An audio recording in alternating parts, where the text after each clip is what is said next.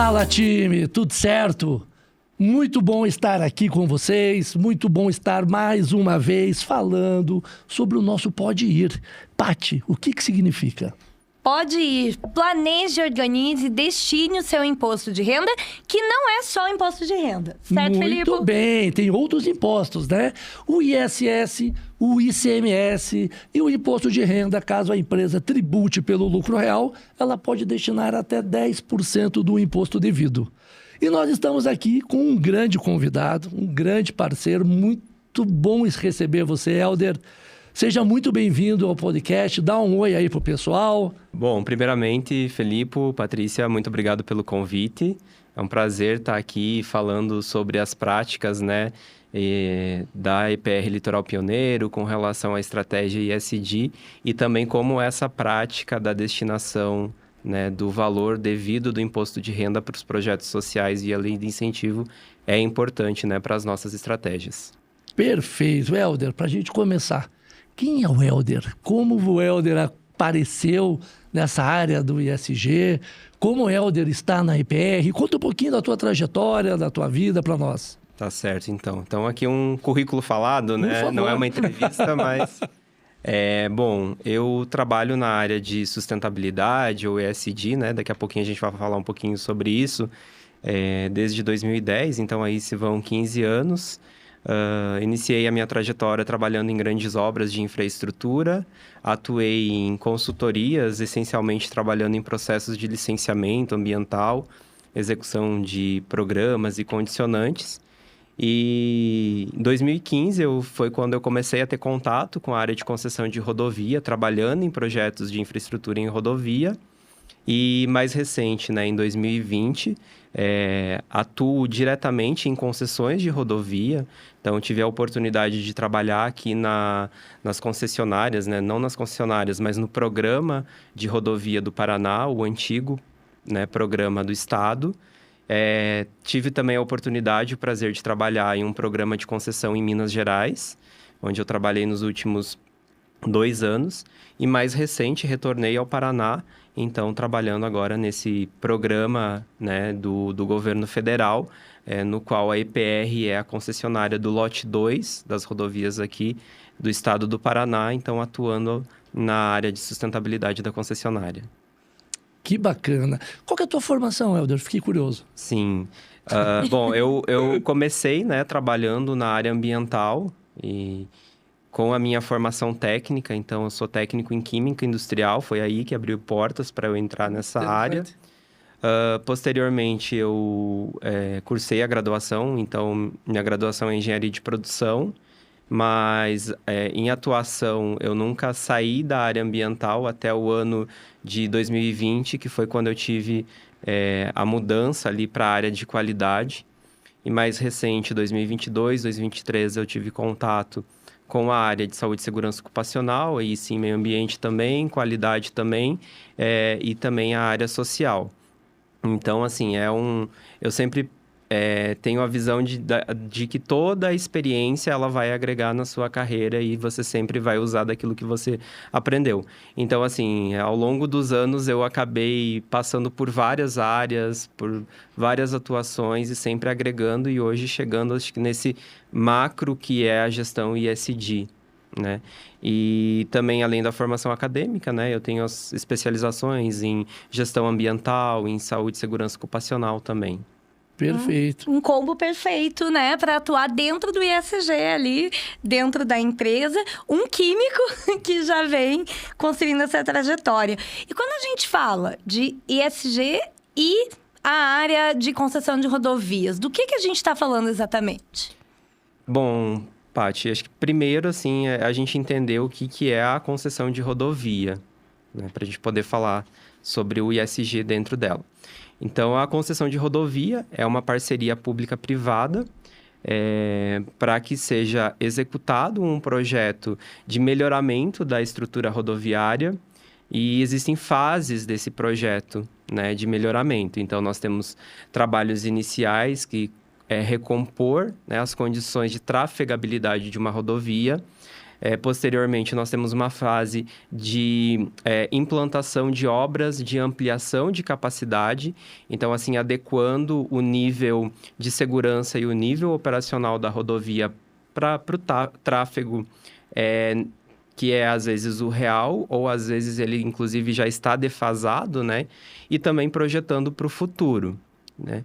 E depois, dentro de um ciclo de vida, digamos assim, de um projeto de concessão de rodovia, nós seguimos num cruzeiro na operação disso tudo que foi feito aí nos anos iniciais. E aí também, antes de falar do ISD dentro disso, é importante entender que o grande objetivo, né, desse projeto é melhorar a fluidez do tráfego, a segurança viária, né? Então, reduzindo o número de acidentes, o número de óbitos. Então, dando condições sociais, de fato, para mobilidade em rodovias e também, por que não, em mobilidades urbanas, porque nós temos vários corredores rodoviários que estão inseridos dentro de cidades, né? Então, esse é um contexto geral. Agora, o ISD, né, dentro desse contexto, ele já começa a ser visto naquilo que eu estava falando anteriormente, né? Porque se eu estou falando de obra, de infraestrutura, que ela colabora para o desenvolvimento das comunidades, para a segurança dos usuários da rodovia ou para aquelas comunidades que estão ao redor da rodovia, eu já estou praticando demais ali o S do ISD. E aí, assim, é infinito, né? Porque aí quando a gente entra no environment, né? No ambiental, eu tenho que, em todas as fases do meu projeto, né? Eu preciso ter práticas ambientais. E a primeira delas é uma prática legal, que é o próprio licenciamento ambiental. E cada fase do meu projeto, eu preciso ter um nível de licenciamento e eu preciso ter estudos específicos e medidas de mitigação e de gestão de riscos específicas. Então, na fase de operação, na fase da implantação das obras de ampliação de capacidade. Bom, e além disso, né, daqui a pouquinho também eu vou falar sobre alguns itens que são do perfil do contrato de concessão atual e também da EPR Litoral Pioneiro, mas as ações para o meio ambiente, elas vão além daquilo que é obrigatoriedade legal. Porque o que eu falei até agora é obrigatoriedade legal, licenciamento, né? Então, existem ações que daqui a pouquinho a gente vai falar que vão além. E aí, também, na esfera de governança, né? O grande desafio de um contrato de concessão é você ter sinergia no projeto em função da amplitude dele. Então, eu sempre falo o seguinte, né? Comparando, nós temos uma indústria, né, de qualquer tipo produtivo, que ela está entre muros. Então, ela gerencia os seus processos ali dentro. Dentro da concessão de rodovia, nós não temos muros, né? A nossa vitrine, no caso da EPR Litoral Pioneiro, é uma vitrine de 605 quilômetros, né?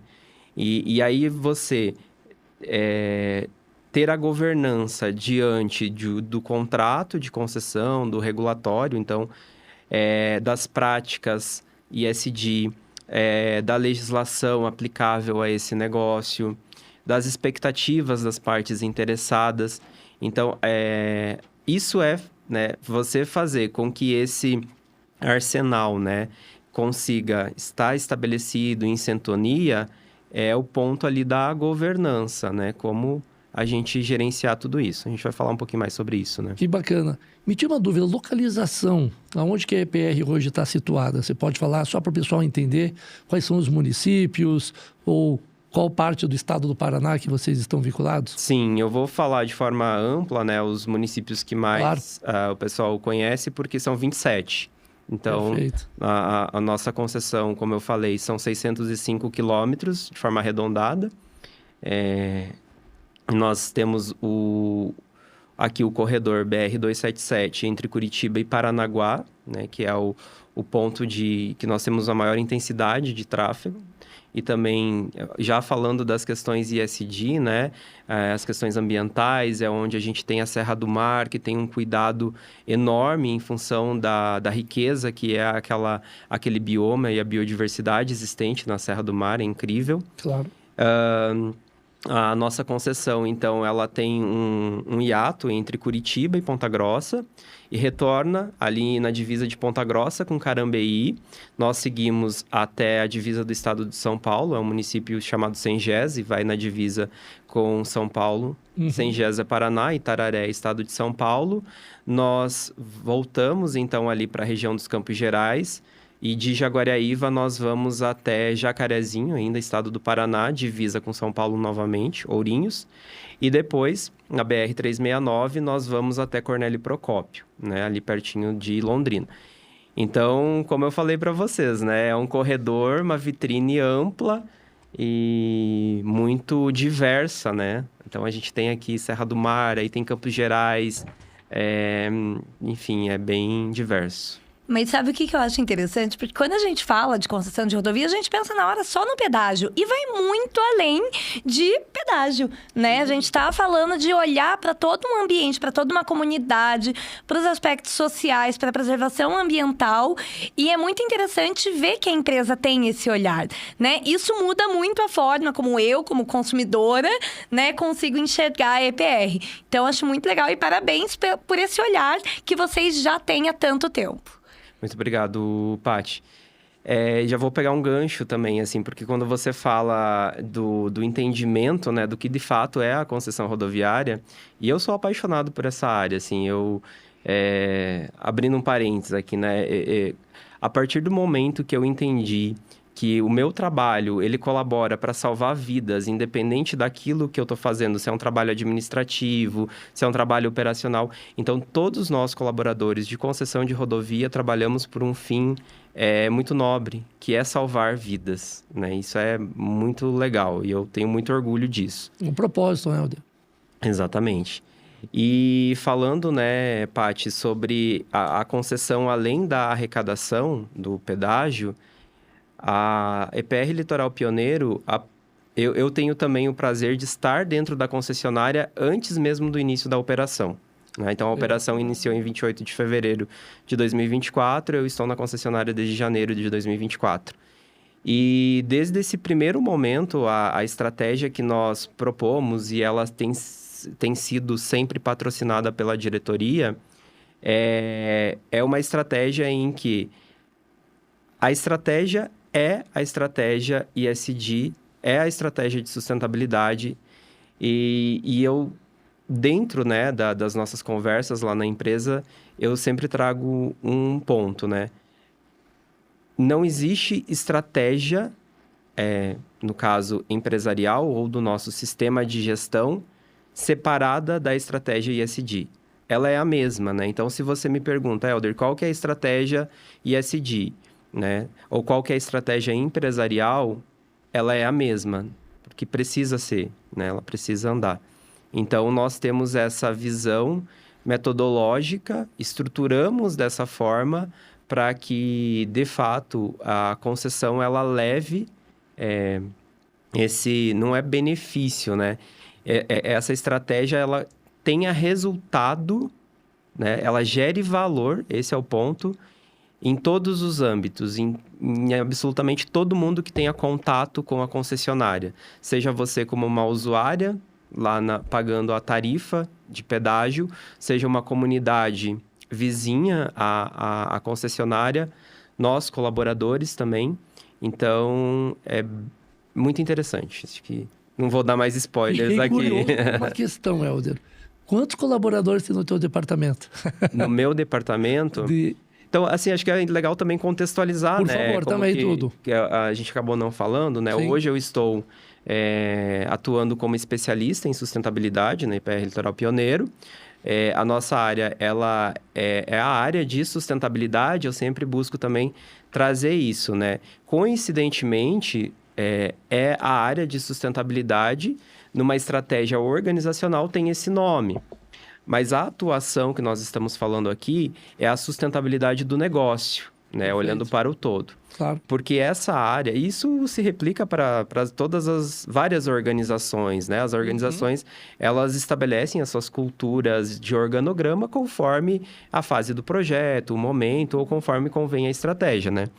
Então, mas existe essa diferença da sustentabilidade empresarial e da sustentabilidade setor. Acho que é interessante. Interessante. E na área sustentabilidade, que é a sua pergunta, né? Ela é composta pelas áreas de meio ambiente, saúde e segurança ocupacional, qualidade, e entra esse braço da área de sustentabilidade empresarial também que eu comentei aqui para vocês. Bacana. E ela está sob uma coordenação. Quantos colaboradores hoje mais ou menos tem, você sabe? Colaboradores diretos são 550. Legal. E indiretos, tem ideia? Indiretos, nós... Não vou te falar um número aqui, porque de acordo com a fase do projeto, com o mês, com a obra, ele acaba variando. Maravilha. Vamos lá, nossa, uma aula aqui, Paty, de... E agora eu fiquei curioso com outra coisa. Eu sou muito curioso, gente, eu tenho que perguntar. Você sempre fala ESG em inglês. É alguma questão em relação ao português? Tá certo falar ESG ou o certo é o inglês, como você diz, que eu achei fantástico. E é raro alguém falar ESG assim e não falar ESG, né? Bom, essa forma é uma questão mais pessoal, né? De falar ESG, mas também tem outras curiosidades, né? A gente vê muito escrito ESG, e tem o ESG, como você falou. Uhum. E também tem a palavra sustentabilidade, mais uma vez, né? E alguns profissionais da área, ou até mesmo os escritores, às vezes têm algum conflito, né? Sobre, é ESG ou é sustentabilidade, afinal de contas, o que é. E a gente vem trabalhando muito também nessa cultura, porque a gente precisa deixar muito claro, né, para os nossos colaboradores do que a gente está falando. Perfeito. Né? E nas oportunidades que eu tenho, eu sempre coloco. A finalidade, ela é a mesma. Né? No meu ponto de vista e daquilo que eu tenho me aperfeiçoado e tenho tido experiência na prática. Objetivo, né, da sustentabilidade empresarial ou do ESG, mitigação de risco. Uhum. É sobre isso que a gente está falando, mitigar riscos. Super legal. E então, assim, do que importa uma discussão se é sustentabilidade ou ESG? Nada importa, né? Então, eu só gosto de fazer essa deixa, por isso que também eu explico a diferença do setor sustentabilidade e da terminologia sustentabilidade empresarial. Perfeito. E me tira uma dúvida, Helder, em relação aí à responsabilidade social. Como é que vocês estão vendo esse caminho dentro da EPR? Quais são as diretrizes que vocês estão tomando em relação a todo esse propósito que se você falou super bem e explicou super bem. Mas acho que é um tema bacana para a gente aprofundar. Sim, Felipe. Eu vou voltar antes de adentrar na tua pergunta. Claro. Eu vou falar um pouquinho sobre a concepção de um contrato de concessão. Por favor. Né? Esse é o nosso negócio, esse é o nosso nicho. Então, a base de toda a estratégia da concessionária é o contrato de concessão e a grande meta é cumprir com o contrato de concessão, né? O nosso contrato de concessão é com a ANTT, Agência Nacional de Transporte Terrestres, e assim, a ANTT, ela vem modernizando os contratos de concessão numa escala, assim, interessantíssima, né? Então, o próprio contrato de concessão, né, ele já vem sendo melhorado para que as práticas ESG sejam, de fato, inseridas dentro das concessões e na estratégia das concessões. Então, se você buscar no contrato de concessão, fora a parte de introdução, você não vai encontrar a palavra ESG, né? Mas, na introdução do contrato de concessão, ele fala que as ações do contrato de concessão, elas serão norteadas pelas práticas ESG. E aí, o que eu falo? O ESG está em tudo, né? Resumindo. Mas, enfim, né? Aí, falando sobre o contrato, eu sou também muito fã, digamos assim, dessa construção regulamentadora da ANTT, que hoje é a grande inspiração, né, na área de concessão rodoviária. E o próprio contrato de concessão, ele traz ferramentas para que o empreendedor, agora falando, né, dessa forma, ele execute essas práticas ESG, trazendo estratégia para aqueles principais entregáveis do contrato, que é a operação rodoviária, segurança viária, as obras de ampliação de capacidade, atendimento ao usuário, enfim, né? E aí nós temos alguns exemplos que já estão diretamente vinculadas com a estratégia da EPR Litoral Pioneiro. Afinal de contas, o contrato de concessão é a nossa base. E nós temos algumas ações e algumas implementações de frameworks. Por exemplo, ISO. Nós temos implantação de algumas normas ISO, que são normas de padronização de processo e que são processos gerenciados, medidos, monitorados por indicadores, né? E pela melhoria contínua. Então, nós estamos em processo de implantação da ISO 9001, que é o Sistema de Gestão de Qualidade, ISO 14001, Sistema de Gestão de Meio Ambiente. Nós temos a implantação também da ISO 39001, que poucos conhecem, que é o Sistema de Gestão de Segurança Viária. Nós temos a implantação da ISO 55001, que muito menos as pessoas conhecem, mas é o Sistema de Gestão de Ativos. Então, aí você pode me perguntar, Helder, mas o que tem a ver gestão de ativos no ESG? Quando a gente fala de gestão de ativos, eu estou fazendo a gestão buscando a garantia que os dispositivos, que os equipamentos, eles estejam disponíveis quando for necessário o uso. Então, isso é fundamental no sistema rodoviário, né? Quando o usuário precisa de um recurso, claro. Quando a operação precisa de um recurso, aquele recurso, de fato, está disponível, né? E só voltando, fazer gestão de segurança viária é fazer gestão ESG, porque estou salvando vidas, né? Ou estou reduzindo o impacto na saúde de alguém em função de acidente. Porque quando a gente atua num atendimento pré-hospitalar, o tempo e o recurso que está disponível para aquele atendimento, a qualidade dele, muitas vezes ele pode colaborar para a redução do impacto na saúde daquela pessoa, daquele acidente. Temos também a implantação da ISO 37001, que é o sistema de gestão de antissuborno, que impacta totalmente, né? A gente está falando do G de governança. Perfeito. E também temos uma implantação do Sistema de Gestão de Saúde e Segurança Ocupacional. Este não um requisito obrigatório. Então, aí a gente já começa a falar de ações voluntárias. A concessionária ela tem várias ações que independem do contrato de concessão ou independem da legislação. Então, a implantação do Sistema de Gestão de Saúde e Segurança Ocupacional, que é a ISO 45001, é um dos exemplos. É uma meta voluntária da concessionária. Bom... Tem muitas outras coisas, Nossa, Felipe. Estou encantado aqui. O contrato de concessão também, na verdade, a agência, né, ela regula desde 2018, mais ou menos.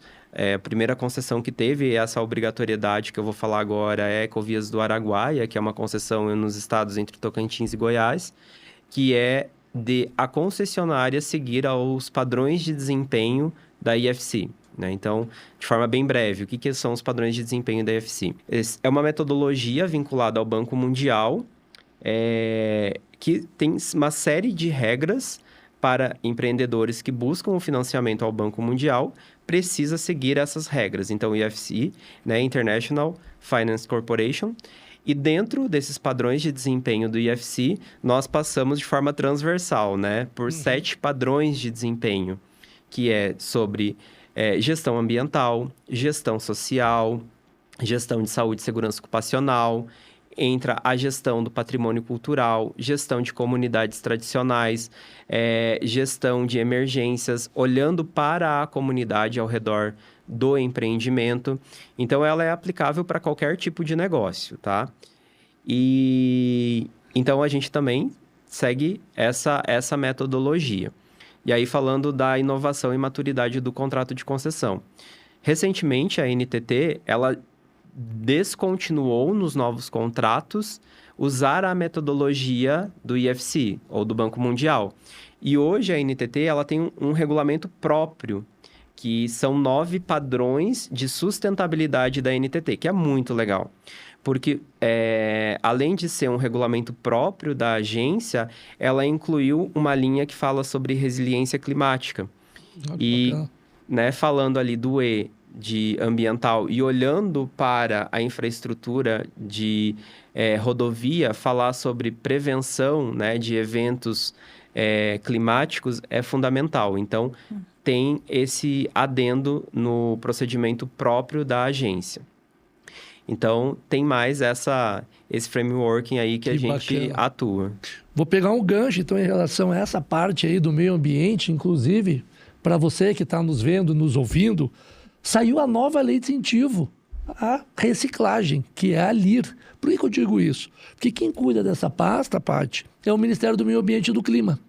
Então, o governo montou uma ação via lei de incentivo, onde as empresas vão poder destinar até 1% do imposto devido, apoiando causas na área de sustentabilidade do meio ambiente. O que não tinha, né? Então, tinha muito projeto de Rouanet que tentavam colocar algumas questões ambientais e assim por diante, mas agora não. A gente tem, então, uma nova lei chamada LIR, Lei de Incentivo à Reciclagem.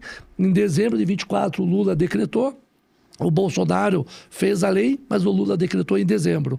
E isso está bombando assim nas empresas, né? A gente está repercutindo essa informação, mas foi muito bacana você trazer esse tema, porque ele está em voga, né? Está dentro da corporação, está dentro da necessidade das empresas e é mais uma forma de a gente potencializar aí a comunidade e deixar o Brasil melhor, né? Deixa eu aproveitar, Felipe, e já te perguntar, que você falou de 1% para LIR. Já explica então para o pessoal vamos lá. Essa conta aí que você explica para todo mundo. Vamos lá, gente. Então é assim, as empresas podem destinar até 10% do imposto devido.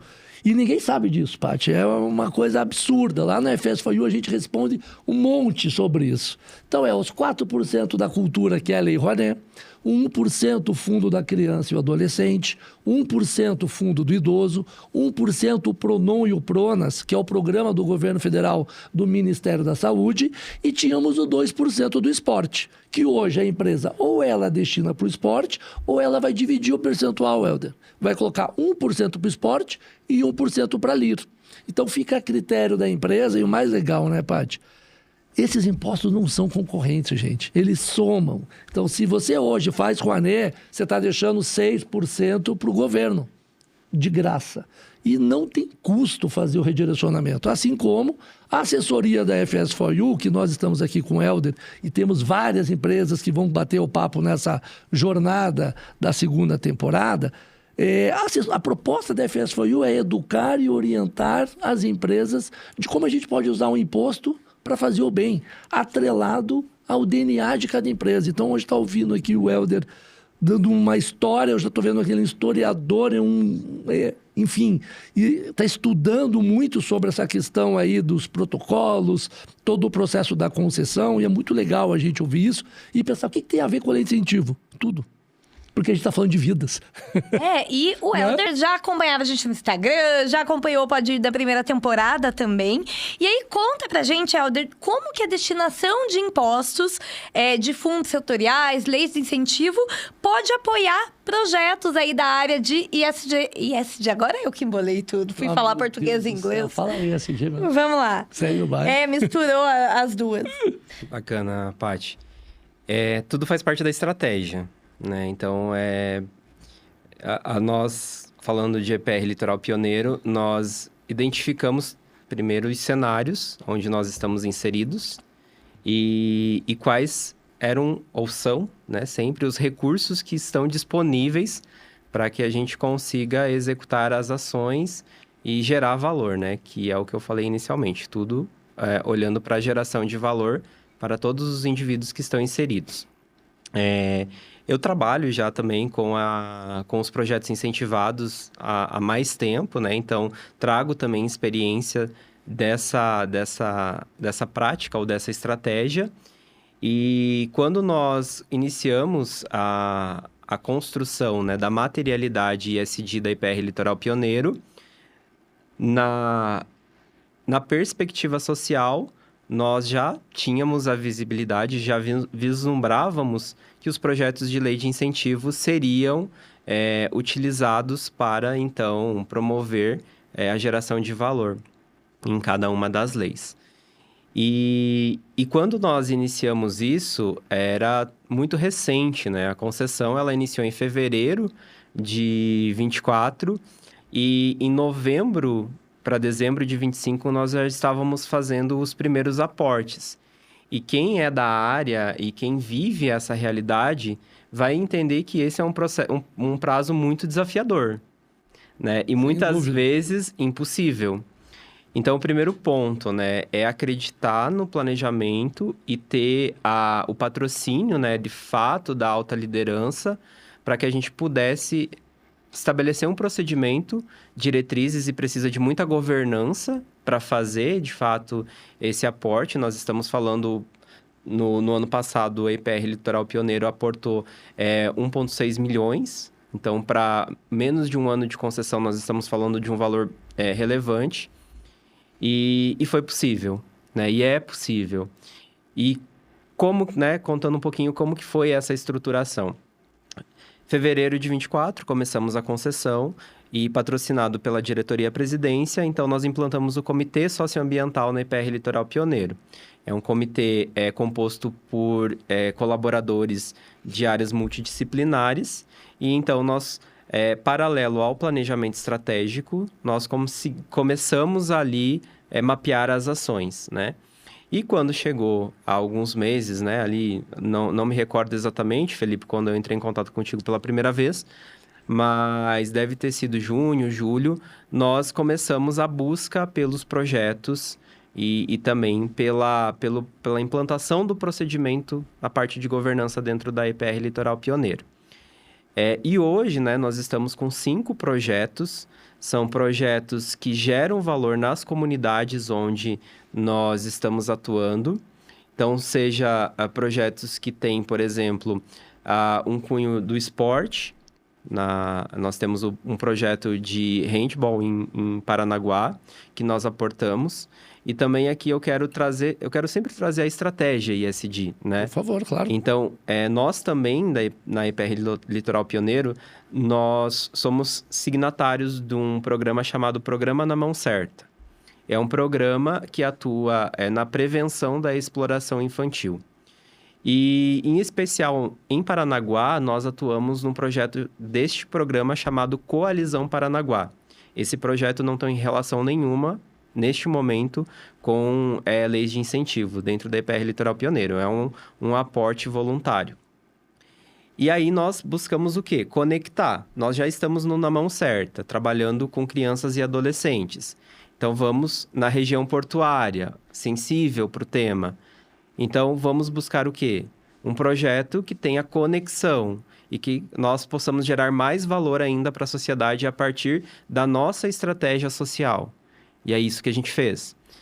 Quando a gente vem para os outros projetos, né, que são projetos em hospitais aqui na região de Curitiba, tem um hospital que um dos pontos estratégicos que a gente fez o aporte está relacionado aos usuários que sofrem trauma na rodovia e são direcionados para esse hospital, né? É um dos hospitais que recebe. Uhum. Outro, né? É um hospital em outro projeto. Hospital que muitos colaboradores nossos, e isso é muito legal, porque eu já vou falar para vocês, mas enfim, é um hospital que muitos de nós já tivemos contato na infância, na adolescência. E quando a gente divulgou internamente na IPR que nós estávamos aportando projetos sociais dentro desse hospital, inúmeras histórias de colaboradores chegaram até nós e os colaboradores falando: poxa, que legal, eu tenho uma história com essa instituição. Então, a gente vai gerando valor de todas as formas, né? Gera pertencimento. Exatamente. Isso é muito importante. Quando o colaborador vê que a empresa está fazendo um aporte, apoiando um projeto que ele vê valor, ele deixa de ser só a empresa que banca, mas ela participa, envolve os voluntários, tem voluntariado no processo, né? Sim. Perfeito, Felipe, falar em envolvimento e voluntariado, né? Eu quero também contar um pouquinho como que nós fazemos a gestão, né, Claro. desses projetos. E também é algo que me dá muito orgulho, porque é um processo novo, gente. A gente está falando tá falando de 1 ano e meio, né?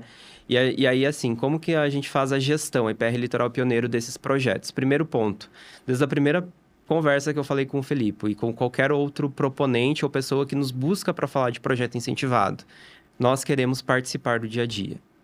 Então, nós não vamos fazer um aporte e solicitar uma evidência daqui a 1 ano. É frequente. Então, nós estabelecemos uma rotina dentro do nosso comitê socioambiental. Os nossos colegas são muito engajados, então também deixo aqui o meu agradecimento, né? Porque sem esse apoio, sem esse engajamento de todos, a gente não teria esse resultado que nós temos hoje, em pouco tempo. E aí nós temos essa prática da visita, essa prática do contato com os projetos, do recebimento, sim, dos relatórios, enfim, né? Então, nós acabamos envolvendo numa rotina de acompanhamento do projeto e buscamos, né, estar fisicamente, né? Lá em Paranaguá foi muito legal, a gente esteve lá e também nos hospitais, vivendo, né, um pouco ali do dia a dia do projeto. Então, é assim que a gente faz o acompanhamento e, é claro, né, acompanhado e reportando a uma área de compliance e integridade que o Grupo EPR tem estabelecido, que tem processos e políticas rígidos, né, no sentido de evidência e de acompanhamento desses processos. Então, nós sempre estamos respondendo a eles esses acompanhamentos e que isso traz transparência para o processo, que no final do dia é isso que a gente quer, né? A gente quer gerar valor, quer atender o aspecto social e quer, né, a transparência do processo. Maravilha, a gente está indo já para o final e eu tenho 2 perguntas para você, Helder. Primeira, que mensagem você gostaria de deixar para as empresas, para os colaboradores, para quem faz a questão todo esse processo do ESG? Como que a gente pode deixar o nosso país melhor, deixar o nosso Paraná melhor? O que você pode deixar de dica? Seriam tantas dicas, Felipe. Fique à vontade, escolhe uma e tá tudo certo. Tá, eu vou pegar uma dica prática. Por favor. Porque quando você falou da lei de reciclagem, que é algo novo, eu estava aqui pensando da realidade da concessão de rodovia. Então, pode ser que essa dica ela se aplique mais aos colegas dessa área. Ok. Quando a gente fala de gestão de resíduos, né, na concessão de rodovia, nós estamos falando de fato de um desafio. Então, no primeiro ano de concessão, nós recolhemos, né, da faixa de domínio da rodovia. O que significa a faixa de domínio, Helder? É a área, né, que envolve a rodovia em si e a sua adjacência, que é a área que é de responsabilidade da concessionária. Perfeito. Então, nós recolhemos cerca de 880 toneladas de resíduos. Toneladas? É muita coisa. Então, é muita coisa, né? Então, é claro que nós tínhamos um passivo, né, desse resíduo acumulado de algum tempo. Então, nos primeiros meses, o número foi muito alto, mas é um volume muito grande. Estamos em 605 quilômetros e os colegas de concessão também atuam, né, na gestão de trechos longos, nós chamamos de trecho, tá? E muitos municípios. A Curitiba tem uma estrutura de gestão de resíduos muito boa, né? Eu trabalhei na área de gestão de resíduos de Curitiba e posso falar isso aqui de carteirinha. É muito boa. Que ótimo. Já trabalhei também no estado de Minas Gerais, em regiões mais periféricas, né? Que você não encontra, né? Você não encontra empresas capacitadas, reguladas, né? Qualificadas. Perfeito. Para fazer gestão de resíduos. Uhum. Então, uma dica, né? De repente, a gente olhar para a lei agora de incentivo que traz, né, a possibilidade da destinação do imposto para a reciclagem e buscar fomentar projetos sociais de reciclagem ou de gestão de resíduos em comunidades mais distantes, né? E olhando, de fato, para o seu negócio, né? Olhando para a concessão, no território de atuação e que colabore, de fato, para a estratégia da empresa. Excelente. Mas é isso, de uma forma geral, eu gostaria de reforçar, né? Esse engajamento de que a estratégia ESG, ela não seja a estratégia ESG, ela seja, de fato, a estratégia da empresa. Porque ela não é uma necessidade futura e ela não é nenhuma necessidade, ela é uma realidade. Então, investimentos são aportados por análise de risco ESG. Aprovações de financiamentos ou de grandes transações comerciais, elas são feitas por meio de análise de risco ESG. Então, nós, profissionais da área ESG, precisamos estar atentos, né, à metodologia e ao monitoramento, né, desses riscos, né, e como que nós fazemos esse monitoramento e como que nós apresentamos isso para todos que estão envolvidos nos nossos negócios, né? Fantástico. Eu não sei se vocês percebem, mas eu percebo assim um brilho nos olhos do Hélder quando ele fala. Apaixonado, que é cativa, né? Apaixonante, assim. Não sei se todo mundo, espero que vocês ali, ó, do outro lado aqui da telinha, no celular, no computador, ouvindo no Spotify, enfim, perceba essa paixão aí que o Hélder passa pra gente, que realmente aqui cativa, muito legal. E eu tinha uma outra pergunta. Você já arranjou alguma desculpa para tomar um café? Toda hora. Então, gente, a gente quer agradecer muito o Francisco, nosso parceiraço, que acreditou, Paty, que acreditou, Hélder, nessa proposta da FS4U com esse podcast para levar orientação, informação, educação, bate-papo, trocar mesmo, né? E a gente quer agradecer o Degusto Café, que é o nosso patrocinador. E, assim, fantástica a tua ativação, a tua proposta. Todo convidado já recebe o kitzinho, tá todo mundo feliz tomando seu café.